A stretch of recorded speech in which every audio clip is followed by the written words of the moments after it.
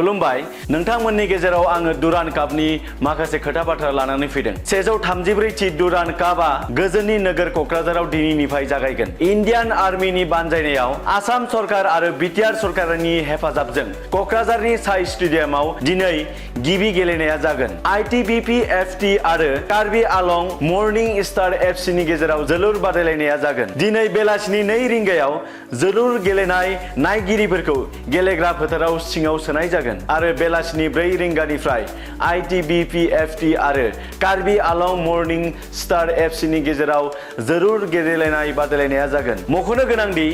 Durand कापआ एशियानि बयनिख्रुइबो गोजामसिन जोलुर गेलेनाय बादायलायनाय थांनाय 1888 मायथाइनिफ्राय भारतारि रौनिया हानजाजों बोसोरफ्रोमबो खुंफुंगासिनो दं दुरान्ड कापआ आरो बे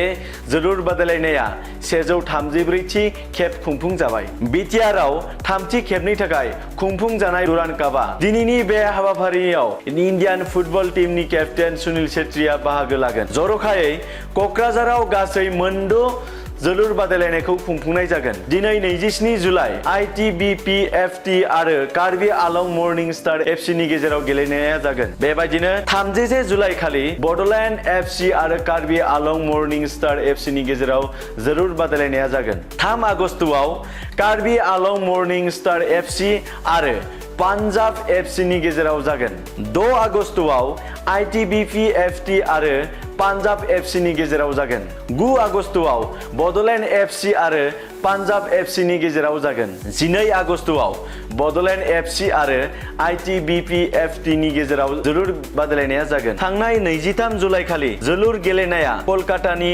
विवेकानन्द युवा भारती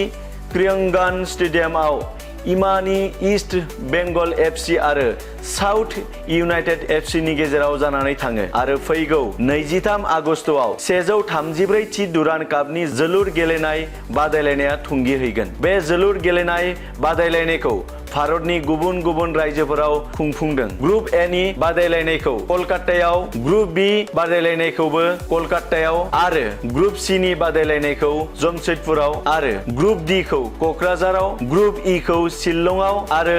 ग्रुप एफ नि जोलुर गेलेनाय बादायलायनायखौ इम्फलाव खुंफुंनाय जागोन बेबादिनो नकआउट मेचखौ फैगौ 16 आगस्तनिफ्राय खुंफुंनाय जागोन आरो फैगौ 23 आगस्तआव जोबथा गेलेनाय बादायलायनाया जागोन।